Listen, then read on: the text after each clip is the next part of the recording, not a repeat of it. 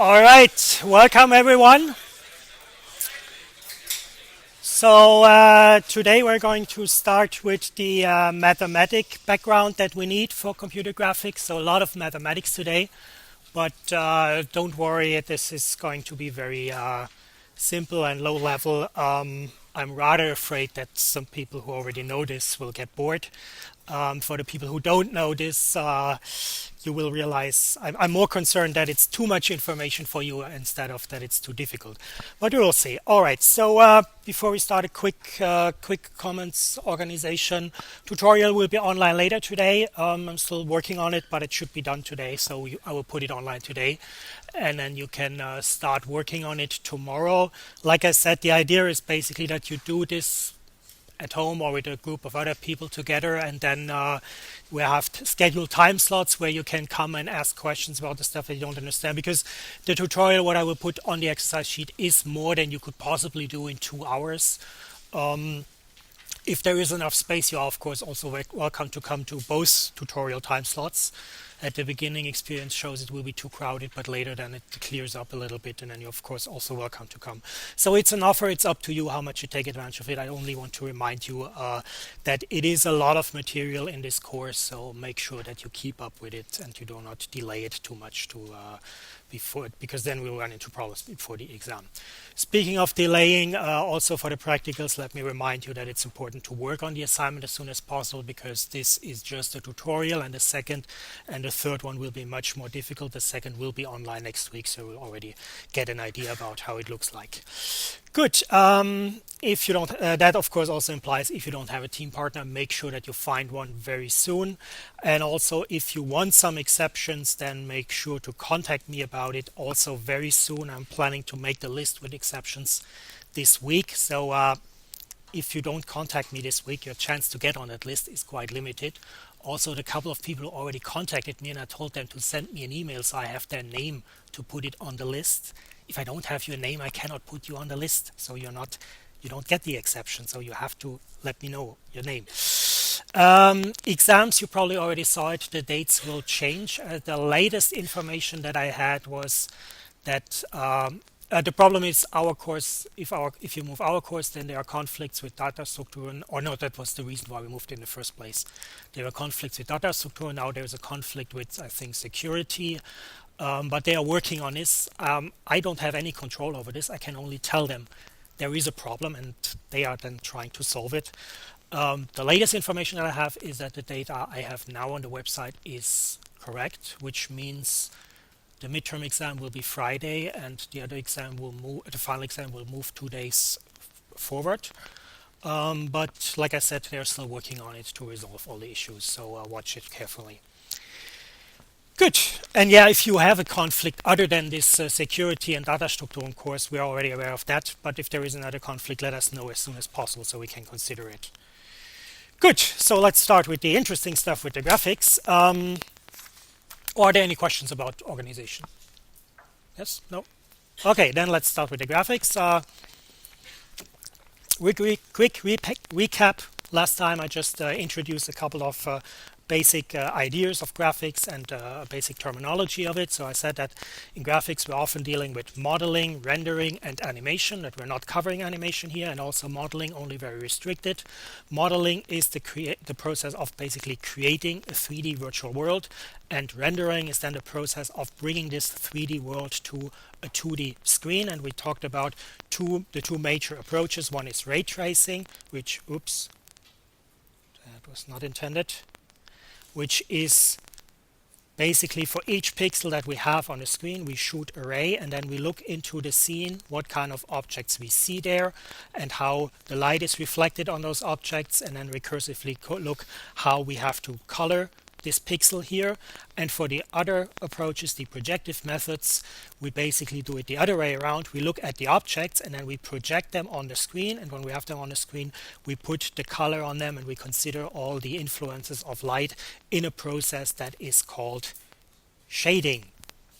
And this whole procedure, this sequence of operations that we do to transform this 3D model to the 2D representation on the screen is often described as a graphics pipeline. So let's look at this last step, because on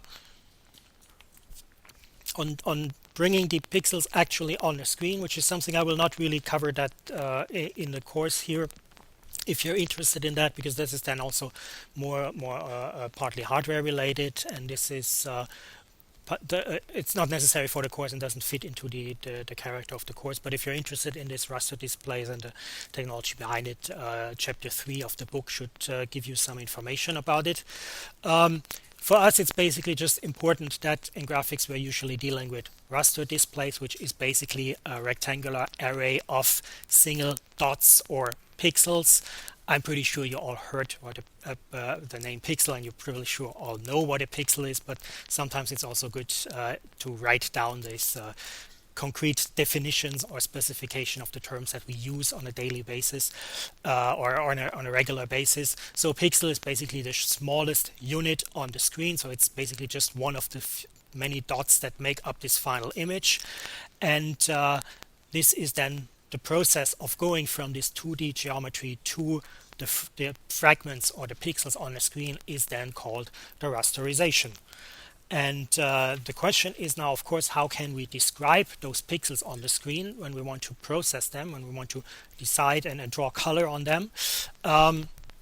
And this is also, again, pretty straightforward. Usually they're just indexed by column and by row, because we have a matrix or an array. And then we can say, for example, if this is our 0, 0, so our origin of the index, then we go column I and row j, and then we can access this pixel here. And we have a unique way to access this one particular pixel on the screen. Pretty straightforward, of course. Be careful sometimes also when you look into the book and the literature, sometimes they're dealing with the pixel center and not with the actual if you look at this matrix here, of course, then you have here the cells. So if you index them in mathematics, we usually index them with 0, 1, 2. But if you're addressing the actual pixel, then you of course want to address the center of the cell. And then of course, depending on how you deal this, you can either instead of using the index, you can process with the numbers of the cell. So this would be then cell 0, 0. Or you can deal with the corners of it and then process the center, but then you have to add 0.5. So just as a hint, if you look in the book, and in some situations they use this plus 0.5, that you don't get confused what this comes from. This is just from the pixel center. I will only mention it here in the lecture if there is a difference, but usually since we're looking at it more from a theoretical side, we can usually ignore this. Good. Yeah, but of course, so we can describe this way. We can describe all the pixels on a screen, but of course we have different screens, and also sometimes we have we want to do the graphics, of course, not on the whole screen, but we want to do it on a window. And when you, for example, resize the window, then of course you have to map the geometry in a different way onto the screen or the part of the window where you want to draw. So, for example, if you have here a geometry of a triangle, which is then defined by the three corner points, then if you draw this here, you have to decide which pixels you are going to give color. And if you now have a much smaller screen with a lower resolution, or if you have this is not working today. If you're resizing your window to make it smaller, then of course you have to address different pixels here. You have the index changes. So how do we do that? And that is pretty straightforward. We just need to know the size of the window, and then it's basically a straightforward scaling problem. So we need to know the resolution of the screen or of the image, which is the width and the height of the image. And also we need to know the corners. So you see here, it's here from left bottom to top right, which are the 4 parameters that specify this square, which is not like in the previous case the 0, 0, because of course we do not always have the index there. First of all, it might change. So if we have only a part of the window where we're drawing, we might have the reference point somewhere else. And also it is part of the specification where we put the 0, 0. Here I intuitively put it on the left bottom, but in actual implementation, sometimes in actual APIs, sometimes the origin, the 0, 0, is actually at the top left. There is an intuitive argument for that. I will tell you about this later. Good. So we need to know basically where the reference is, where the 0, 0 is, or where the corners with respect to the 0, 0 are. And then we need, of course, to know the order. Like I said, it's usually very common to start from 0 to the maximum from left to right. But sometimes it is also that you start from 0 from the top to the bottom, and not like in the previous image from the bottom to the top. And yeah, this is pretty straightforward if you have this, because it's just a simple scaling problem, which is why I'm not going to do it, but you will have it as an exercise in the tutorials. So this gives us a pretty straightforward way to describe pixels on the screen. And if we extend that screen to an infinite size, then we can also use this to describe all points in a 2D space. And if we extend it to a third dimension, so if we do not just use the plane here, but we use like a real block here, then we can also, of course, describe all the points within that block. And that is actually, there is also a specification for pixels in that context, which is then a so-called voxel, which is often used in computer vision, because in computer vision we are going the other way around. We have a 2D image and we want to extract information from it, and sometimes we want to extract 3D information, so we want to know which position in a 3D space does this 2D point on the screen relate to, or in the image relate to, which is why we need a 3D representation of it, and that is called a voxel. For us it's not interesting, but that is interesting of course when you follow the computer vision course. For us it's not interesting because we're interested in the other direction, in projecting the 3D to the 2D. But you see here, this is a way how we could describe the 3D space. And in general, in graphics, we're often dealing with these kind of spaces, and we usually call them coordinate system. So in a general way, we define an n-dimensional space as a coordinate system, and we have and the origin or the reference point to it, which is then the 0, 0, 0 from the index, is called the origin. I will talk much more about coordinate system later in the course. Good. Yeah. Of course, so the question is, of course, when I say we are dealing with the 2D screen, why would we want to describe a 3D, why want we index in a 3D way? Of course, I already gave it away, because we also want to do the modeling, which is in a 3D world, so we also need 3 dimensions to do this. And this, what I just said, was just an informal way of motivating and specifying the notion of vectors or vector spaces, which is the main mathematical tool that we will use to do this. So and I wanted to make this more informal motivation for it, because to motivate how the vectors relate to the graphics, and because the vectors themselves are an abstract mathematical concept that you can use for all kind of things.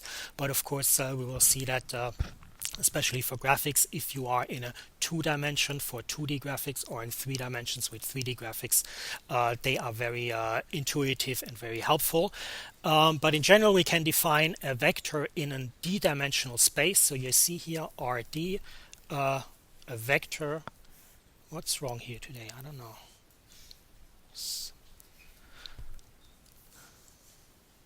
A vector in RD, so R is the number of R is the set of rational numbers, so it's a single number, but D indicates a dimension, that is then the number of numbers that we have. So for example, in 2D we would have D is 2, or in 3D we have D is 3, obviously. And then we can define a vector as an ordered D tuple, so a tuple of numbers with the number D, the dimension of it, and ordered, of course, because we need to know, for example, when we have 2 dimensions and a matrix, we need to know the row and the column, so we need to have an order between them. But then we can use them, for example, with 2 dimensions to describe a position in our space. So if we think about the raster image, this would be then this cell here, or the corner of this cell here. If you look in the literature, you also find an alternative definition of vectors, which is a definition by its length and its direction, which also, if you look at the image, makes kind of sense. If you say I go from here to here, which is a direction, and I go that far, then you basically have the same as if you describe it with these numbers, which is basically more an index kind of intuition behind it. But it basically it leads to the very same thing. Good. Yeah. So like I said, vectors are an abstract concept that we use in mathematics, or that we borrow from mathematics to work with in graphics. And one of the things that is often a little confusing is that, or that we have to be careful about, is that in graphics we're dealing with locations, but we use vectors to describe positions and locations, but a vector is an abstract concept. It is not a position or a location, and this is often difficult to understand because you realize it's also difficult to explain sometimes. I thought about an example to explain it here. If you think about, if you're driving with your car and you say, I'm driving 50 kilometers west or 50 kilometers northwest, that is a direction, northwest, and it's a clear distance, 50 kilometers, but you don't know where you will end up. Or I can say this everywhere where I am, and I will always end up at a different location. So it's not a location that I'm describing a direction and a length. And this is what we have with a vector. So it's just an abstract way to describe a location, but I can use it, of course, to describe a location, because when I'm at a specific position, I say I'm in Utrecht at the central station, I'm driving 50 kilometers west, then I know exactly, or I can specify exactly where I will end up. So I can use a vector to describe a location, but a vector is not a location, and that is important later when we come to do the calculations, because we always have to be aware when you do the programming, because you always have to be aware what your vector is representing. If it represents a location, you can, for example, not do as simple as you cannot do arithmetics with it, because it wouldn't make sense. Because, for example, if I say I can, for example, scale or enlarge a vector, similar with the driving example. If I say I drive two times as far, then I drive to a location that is 2 times as far, but I cannot say, so I can just multiply the distance by 2, but then I cannot say I'm driving to Amsterdam. It doesn't make sense, and that is, of course, the concept behind it that you have to understand. It will hopefully become a little clearer later on. Good. Another thing that is often sometimes a little confusing is the notation. You have to be careful also when you look in the literature. There are different ways to describe vectors. A common way to do it is, let's start with the bottom here. The symbols of, I don't know what's wrong here. That's going to be difficult because I'm going to write a lot today. We'll see. There are different symbols used often for vectors. So, for example, some people just use a cursive thing, which I think is very bad, because you can very easily confuse it with these numbers here, which are called the coefficients of the vector. In the book, they use this boldface style, which is very easy to read, but it's difficult to write, which is why I personally prefer this version here, where you just put an arrow on top of it. The important thing is that you are consistent, which is I am not, actually, because I know what's wrong here. The setting is wrong from the tablet. I fixed that in the break. Hopefully it will work till then. I forgot to update the images. I already realized that. Sorry about that. The important thing is that you're consistent also in the exam, that you do not get deductions of points because of that. Good. There are also different ways to note the coefficients. Actually, that's not working. Let me try to check that, to fix that. Sorry for that.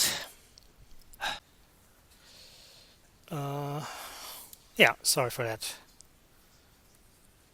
But I think it's helpful for you, right? When I write some stuff instead of just presenting the slides. Like, some people always complain that it takes too long, but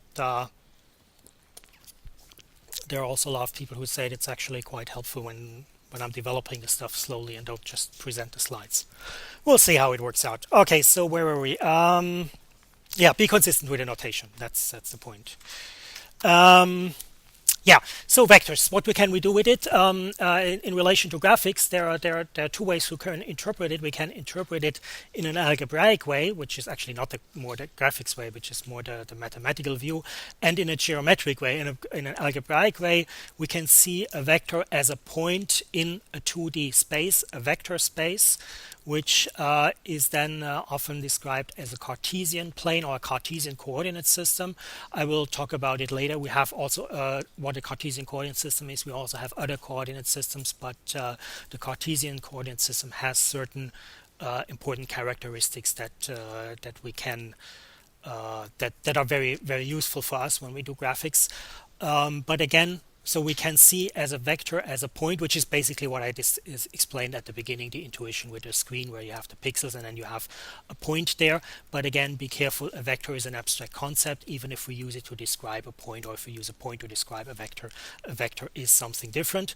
And the geometric interpretation, that makes it a little clearer, where in a geometric interpretation we just see a vector as an arrow basically, which is an offset with relation to an origin, and then we can translate this offset, and then we have an arrow that we can move around, and we always have, as long as we always have the same direction and the same length, it is always considered to be the same vector. So in mathematics we often speak of vectors of we say that a vector is only a particular vector is only a representative of a whole class of vectors, because vectors are invariant against translation, and that is important when we want to do arithmetics with it, because we can use it to define addition of vectors. If we have two vectors and we sum them up, we can get a third vector, and we can get that by just adding the end of one vector to the beginning of the next vector.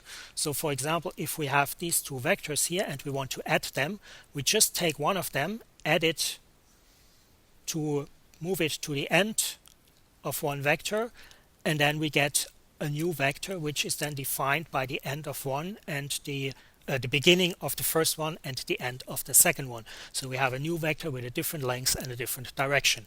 And if we define this arithmetically, we just do it by adding up the single components of the vectors with each other. So the first with the first one and the second with the second one, and so on.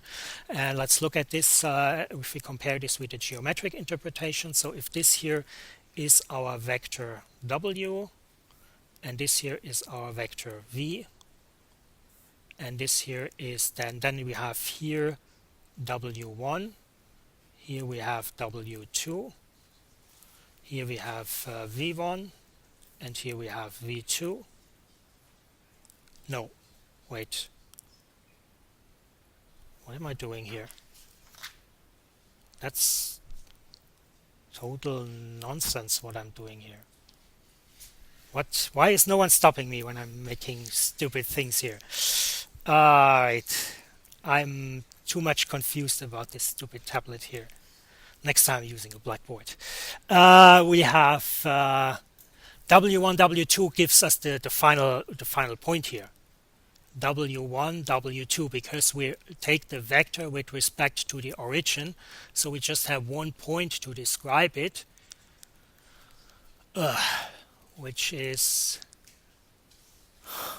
no. I'm not sure if this will work. Let's try till the break, and then I'll decide if I switch to the blackboard. 2, and here we have v1 and v2, and now if you add them up, we have here v2 and w2, and here we have v1, w1 plus v1, which is then exactly this vector that we also get from the image. So we see this arithmetic definition is the same as the geometric interpretation that we have. So we can use this to define vector addition, and we can add vectors and create new vectors. What you also see from the image is that now I took the vector w and connected it with the vector v, because I was calculating v plus w, but if I would have calculated w plus v, I would have ended up at the very same position, which is because vector addition is commutative. And from the image we immediately see that, because of this so-called parallelogram rule, because if we draw the vectors by connecting them in the opposite order, we get a parallelogram, and then of course the diagonal is the same, so we end up always at the same position. We can also show this algebraically. So if we want to show that vector addition is commutative, we say we have to show that vector v plus vector w is the same as vector w plus vector v. And we do this algebraically by just writing down the single coordinates and then doing some simple arithmetics to show that the left side leads to this is the same as the right side. And this is so simple again that you will do this in the exercises. Good. So we already talked a lot about the direction and the length of the vector, but of course if we want to do something with those vectors, we also have to calculate the length at some point. And so we need a definition of the length of a vector, and the length of a vector is defined by this formula here, which is the square root of each coordinate to the power of 2 and then summed up over all coordinates. And that can be easily seen or intuitively understood if you look at the 2D case, where I hope you are familiar with Pythagoras, which is if you have a triangle with the right angle and you have three sides A, B and C, then the Pythagoras tells us this is the relation between the sides is C to the power of 2 plus A to the power of 2 plus B to the power of 2. And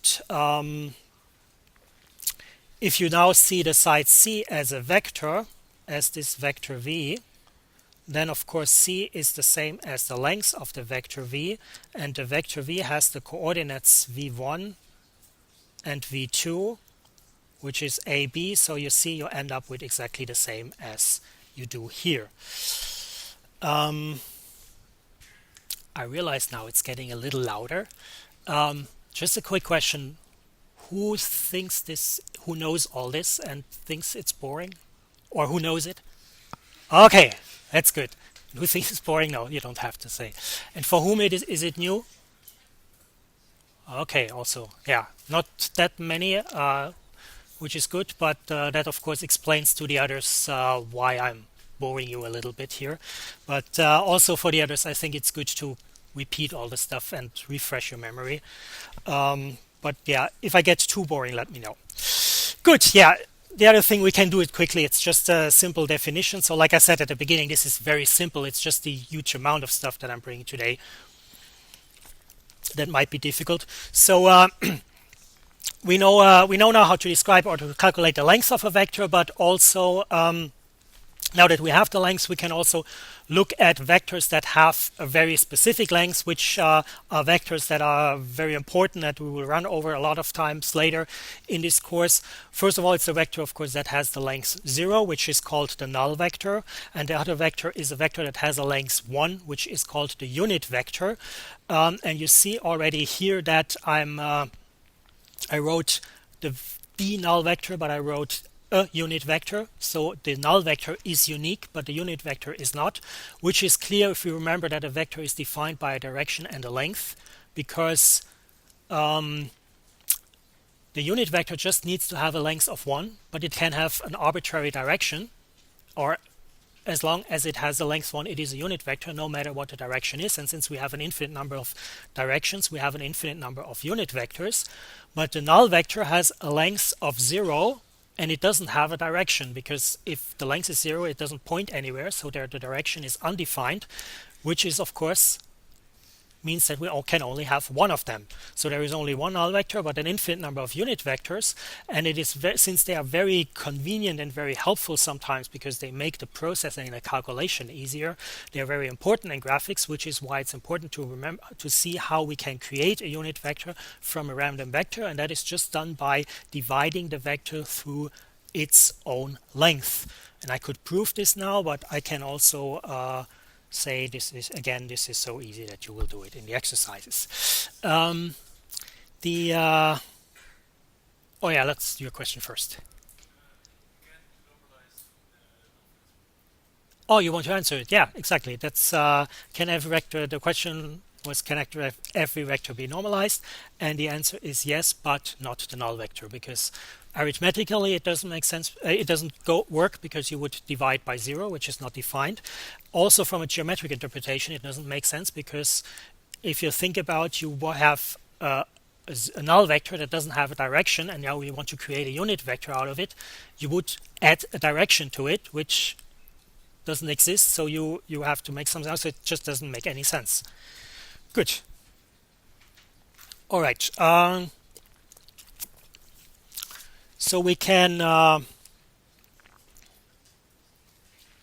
we already have a way now to take a vector and normalize. So we normalize it to a length of 1. So we can already take a vector and create a certain length out of it. But we can also there is also a way to create an arbitrary length with a vector, which is the arithmetic called scalar multiplication, which is multiplying a vector with a scalar value. So a scalar is just a single value, and a scalar multiplication is defined by multiplying each coefficient of the vector with this single scalar value, and then we change the length of the vector. The simple example from before, I'm driving 50 kilometers for an hour, and now I'm scaling it by a factor of 2, so I'm multiplying it with a scalar of 2, and then I'm driving 100 kilometers in an hour. So this is basically the idea. You modify the length of it by multiplying it with the scalar, but you do not change the direction. If you multiply it, you either go directly in the same direction or in the direct opposite direction, but you cannot go in another direction. Of course, again, there is this one exception with the null vector, because then the lambda is, or if lambda is 0, then you get the null vector, because the null vector doesn't have a direction. Good. And then we can also, of course, define the subtraction of vector, and the reason, which is pretty straightforward. It's the same as the addition of vectors, just instead of adding the coefficients, we subtract them from each other. The reason why I brought it here and not in relation to the addition of the vector is because if you look at it now that you know scalar multiplication, you also see that this is actually also the same as scalar multiplication if we say lambda is set to -1. So you see that we actually even don't need to define subtraction. We can just use addition and scalar multiplication to do it. All right, this vector that are created by scalar multiplication are very important in graphics, or in general very important, because they only differ by their lengths, but they point in the very same direction. And this is why there is a special term for it. We call it parallel, which is again pretty straightforward. I'm pretty sure most of you know that, or at least from school you should know that from geometry, that you call two lines parallel if they don't intersect with each other, which is pretty much the same as two vectors that point in the same direction, because then they also don't intersect unless they are, of course, lying directly on each other. Good. So the question is, of course, now why is this important? Why are these vectors so important in graphics, the parallel vectors? Actually, the truth is they are exactly the opposite is more important or more interesting, the situation where the vectors are not parallel. Because if they are not parallel, then we can say that we can create a 2-vector, or the other way around, we can say we can create a 2D vector by a combination of any pair of non-parallel vectors with scalar multiplication. So for example, in the image here we see we have a vector v and w, and if we multiply that, then we get with 1.5 and 0.6 and add them up, then we can create this vector a.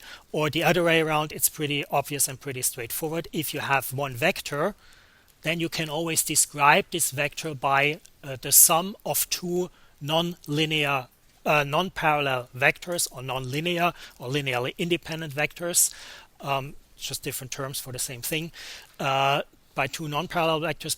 That's intuitively clear, because if you have a vector and then we want to describe it with two others by a triangle, basically, then of course they cannot point in the same direction, because as soon as one of them points in the same direction, you're not getting a triangle.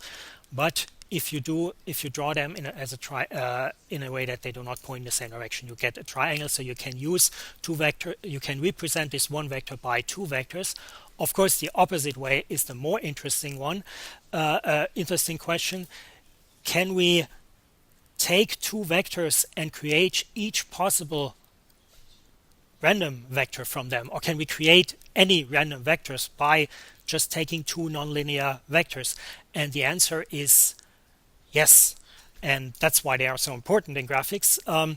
Think about it. Remember what we have now with the arithmetics. We know that we have scalar multiplication that allows us to modify the length of the vector. We have addition of two vectors that allows us to modify the direction of a vector, or create a new vector pointing in a different direction. And but of course, if and only if those two vectors are not parallel, because if they're parallel and we add them to each other, we're still pointing in the same direction. And this is why this non-parallelity is the important thing here. And then when we modify the length of them and we can modify the direction, we can create any random vector of it, which allows us to describe every single point in a 2D space. Or if we go to further dimensions, we would then in every 3D, 4D, or even higher space. And if you remember, if you relate that to what I said at the very beginning, to motivate this, when we had basically the matrix, there we basically had two vectors that were orthogonal to each other. And then I said, okay, by multiplying these two vectors with a factor lambda 1 and lambda 2, we can reach each single cell here. So for example, if we multiply this here and this here, this is really annoying. We come to this cell here, and but now we're going even further. We're saying they don't have to be like if we look at a computer screen, we would intuitively say, okay, they are orthogonal to each other, these two vectors, because we have a matrix, and then of course we can address each single point there. But or the matrix is defined by rows and columns, so it's straightforward to use them orthogonal. But if we go look at it from an abstract, from a mathematics way, as long as they are not parallel, we can also address each point here. So we just have to multiply it here by lambda and by lambda 1 and lambda 2, and then we can address each point here in the 2D space as well. And yeah, that drawing doesn't make any sense. I should stop this. The idea is basically if you have one vector and then you can walk along the infinite line to any position, and then you have another vector which is then not parallel to it, so it points in a different direction, and then you can walk at any position on that along that line that is defined by that vector, and then you can reach any position in a two-dimensional space. And that might sound really strange. Why would you want to do something like that when it's more intuitive to have a regular grid based on orthogonal vectors? But of course we will see later examples in the course where this comes in very handy and where this is very useful. Good. So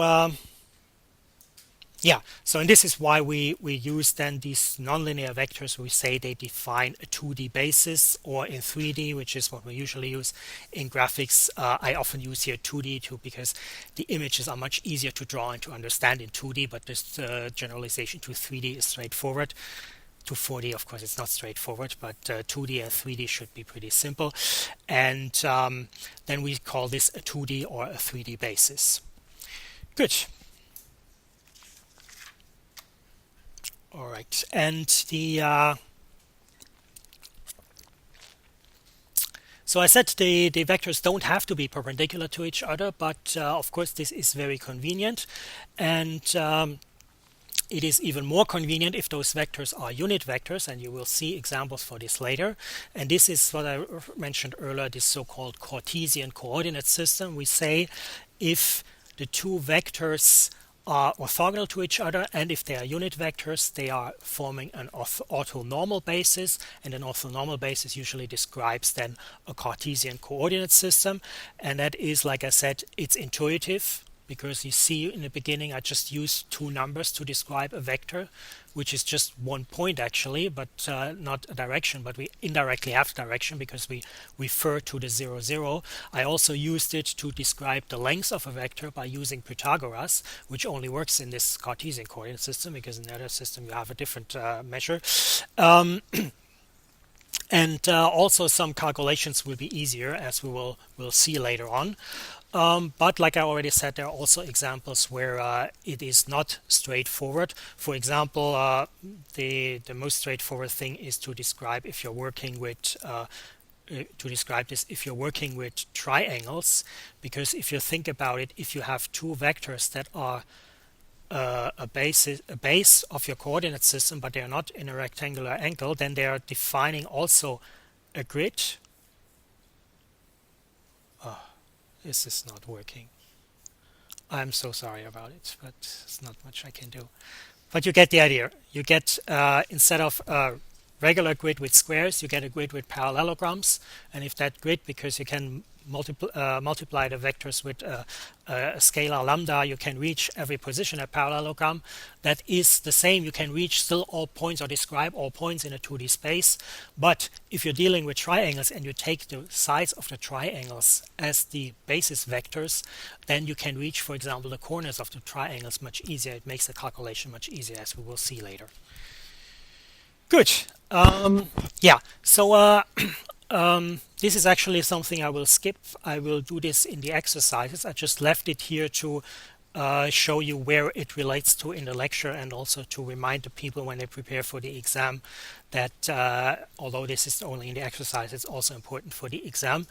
The important thing here is just as a note for you to illustrate you why we're doing this, why we're dealing with all these different coordinate systems. The point is to tell you that we're dealing in graphics with different coordinate systems very often. We already seen an example, which is the straightforward thing, the coordinate system to describe the 3D world that we want to illustrate, and the 2D coordinate system that we have on the screen when we draw the actual pixels. Of course, since our 2D screen is also placed in a 3D world, we could in theory also describe the 2D screen with this coordinate system that we use for the modeling, but of course it makes more sense to have the screen with a reference point at the top screen corner instead of somewhere in this 3D world of this abstract model that we have. Also, if you're modeling a world, there might be situations where you want to have a different coordinate system. So for example, if you describe a virtual world where you have a bird view of an airplane flying, you might want to make the ground the XY plane and the Z axis pointing up to indicate the height. But if you want to have a first person view from the pilot looking out of the cockpit, you probably want to make the windshield as XY plane and the Z axis pointing away from you.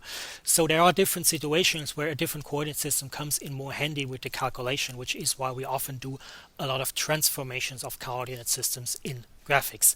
And that is the point I wanted to make here. And yeah, that's the point I wanted to make. And we use and having an orthonormal basis helps us a lot. The reason why I was hesitating right now was I remembered one thing I want to tell you about before the break. Be careful with these coordinate systems also from the theory that I'm telling you in the courses and the practicals that you will do when you program it, because like I said, very often we have it that in a program or in a graphics API, very often the reference point or the origin is at the top left, whereas here I usually put it on the bottom left. The reason is that, I mean, it's just a convention.